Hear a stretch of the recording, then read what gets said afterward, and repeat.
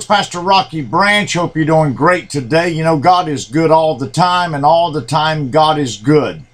Today's subject is very interesting. It deals with all of us in a lot of different ways. The subject today is sinning. How that you and I in our lives fall short of what God has projected for us. You know, I don't know about you, but I have sinned a lot in my life, and I've sinned a lot in my life since I've been saved. I've tried to use my own wisdom. I've tried to go my own way. I've tried to do it on my own, and all the time I have messed up every single time. Now, the problem with sinning is that you never get away from it. You can be forgiven of it. You can be restored by grace and mercy. But in your mind, you always remember sin. It stays with us and pops up at odd times and defeats us often when we have victory or we've just had a great victory. Sin is something that trails us, follows us, tries to defeat us, continually gouges in our mind our shortcomings, our times that we have failed. Even though we've received God's mercy, even though we received His grace, we have fallen short.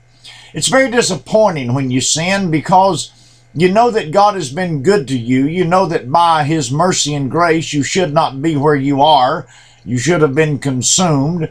And then you do something kind of stupid, something you know you shouldn't do. And yet there you are looking back on the grace God has given you. And yet now you have willfully failed again. Well, how do we deal with these things? Well, they're very tough. They're very difficult. I know in my own life, when I, what we call often in the church, backslide, when I fall short of what God has called me to do, when I willfully do something wrong, it's probably the worst feeling that you can have in your whole life. Simply because you know that you've hurt someone that loves you more than anyone else, someone that's had mercy upon you. So what do? Well, I have to go through the misery of what I have done, where I have been, and who it has affected.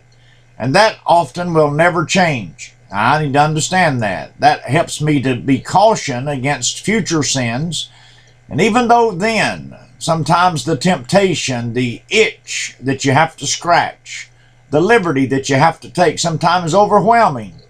You see, sin for us is something that is against God, and we think of sin sometimes by the caliber of which we've been raised. In some people's eyes, this is not bad. In other people's eyes, that is not bad. But in the eyes of God is where our judge falls of what is wrong in the eyes of God. So I need to understand that my day-by-day responsibilities, my day-by-day walking with the Lord is very critical to my victory in Jesus. Now, I'm saved by God's grace, so don't worry about that. But my victory is critical. Why?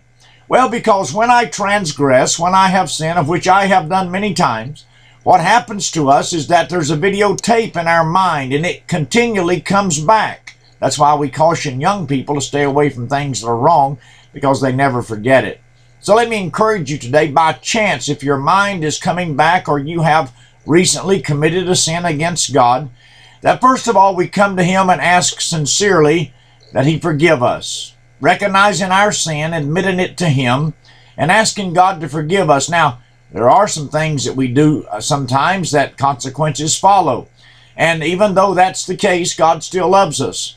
And as a result of that, we kind of got to put the big boy britches on. We've got to stand up and face what we have done and ask God's mercy in the process. And God will work it out for us as best as is for us, actually, by His will. But I need to stay in His will. I need to understand His Word. I need to accept the responsibility.